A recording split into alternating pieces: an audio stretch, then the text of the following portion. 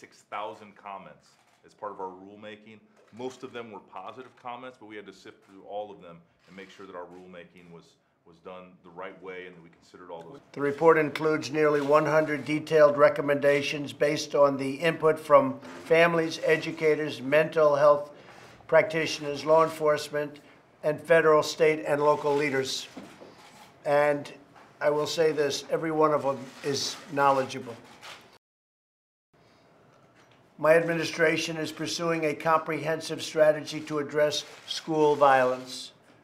We enacted 2 critical reforms into law, the Fix NICS Act, which you know about, which strengthens very strongly the background checks for firearm purchases, and the Stop School Violence Act, which provides grants to schools to improve safety. And they've gone a long way. We've also secured historic levels of funding to give schools and police more resources to protect their students. This morning, we also completed the process to issue a new regulation banning bump stocks. We've taken important steps, but much work remains to be done, as always. Today, we are reviewing the recommendations put forward by the School Safety Commission. These include fixing mental health laws so that families and law enforcement can get treatment immediately to those who need it. Encouraging states to adopt extreme risk protection orders which give law enforcement and family members more authority to keep firearms out of the hands of those who pose a danger to themselves and to others. Launching a no notoriety campaign which would encourage the media not to use the names or frankly anything having to do with the shooters. I see it all the time. They make these people famous, and they're not famous. They're the opposite. They're horrible, horrible people.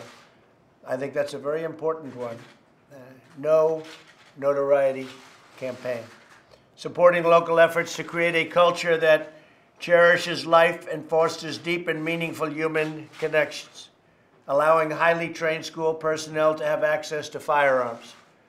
According to the Department of Homeland Security, the average duration of an active shooter incident at a school is under 5 minutes. So all of this horrible carnage takes place in a very short period of time. That is why it's critical to have armed personnel available at a moment's notice. These are people, teachers in many cases, that are the highest trained that you can get. People that are natural to firearms, people that know how to handle them, people that have great experience, and on top of the experience have taken courses, and they're right on the site.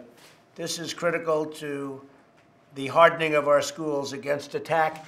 Also, they love our students. I've seen the teachers, I've seen so many of them over the last 2 years especially, where something's happened, and they truly love their students. And by loving their students, they want to fight for their students more than anybody else would. Nothing is more important than protecting our nation's children.